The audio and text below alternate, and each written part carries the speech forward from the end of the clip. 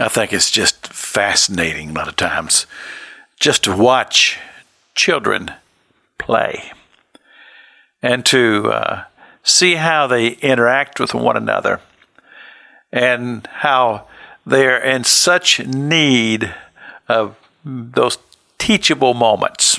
There are things that they'll have to be instructed about in order to be able to live lives that are beneficial as they grow older.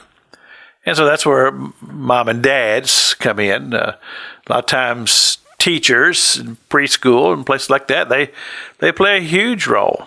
And instruction, just being people who teach and instruct and are shaping the lives of children. And of course, that continues on even up to adulthood. We're always being taught.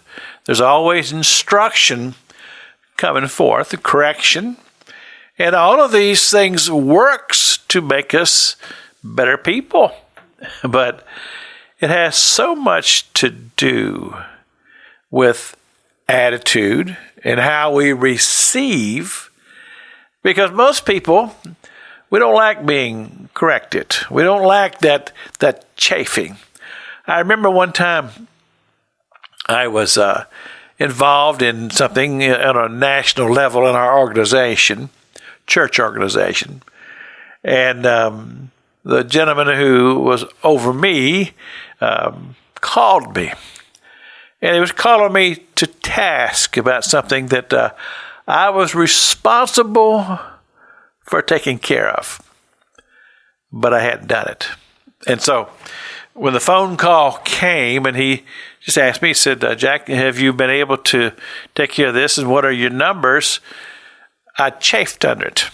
And you kind of get that burning feeling in your down in your being. You just kind of seething. And the conversation finally ended, and he hung up the phone. But it just so happened that when the phone call came, I was reading my scriptures. And the next words that I read from the Word of God said something like this. He said, "A man who cannot receive instruction is a fool." And my goodness, you talking about doing some serious repenting. I did. And I said, Lord, I'm sorry. I received the correction from God himself, because this is the Word of God. This is God speaking. And I went about making some changes. And from that point on, as long as I was in that position, I was number one in the nation. I was the first one to get my report in. They never had to call me ever again to say, hey, what are your numbers? Because I was making sure he got them, because I was corrected. But I learned from it. And you see, that speaks volumes. If you're listening to me out there, take this to heart.